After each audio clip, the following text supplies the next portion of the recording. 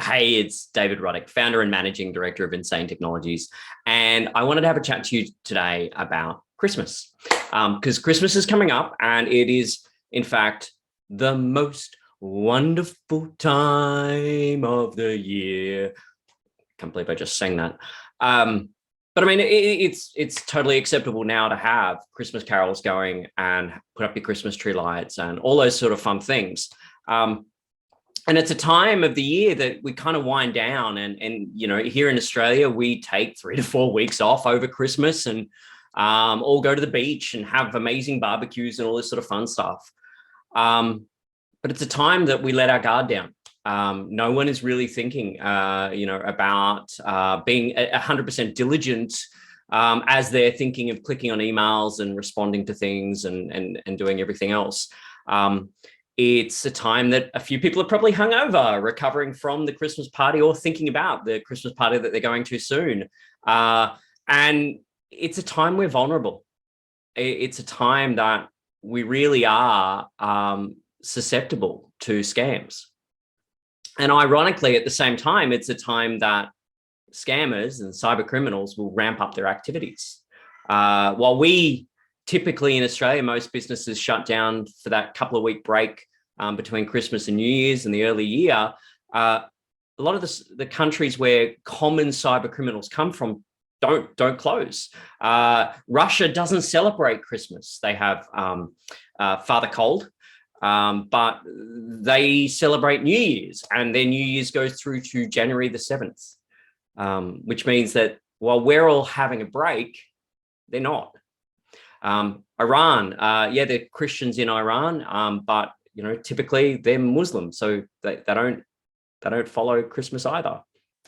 North Korea does not follow Christmas, and China as well. There's a low quantity of Christians in China, so these are not common holidays for a lot of the countries that are typically related to cybercrime, which means that they're active while we're taking a break.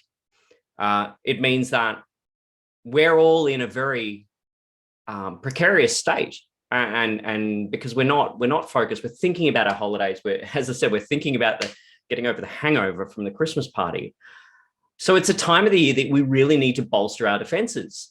But at the same time, it's a time of the year that most big vendors put an embargo or a shutdown on changes. Most telcos, Optus, Telstra, et cetera, at this point in time will not do major network changes.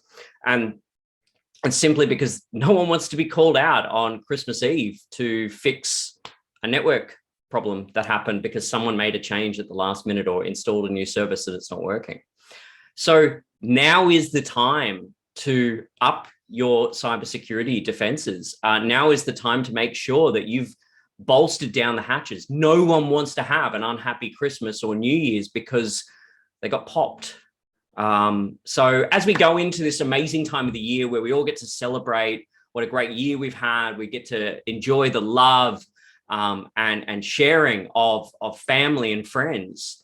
Don't let this be a time of the year that results in pain. If you need a second opinion on where your cybersecurity is at, and make sure that you go into this period with strength, knowing that you can put your feet up, have a beer, enjoy time with your friends, and not have to worry about whether or not you're going to wake up to a phone call saying, hey, we've been hacked, then you should give me a call.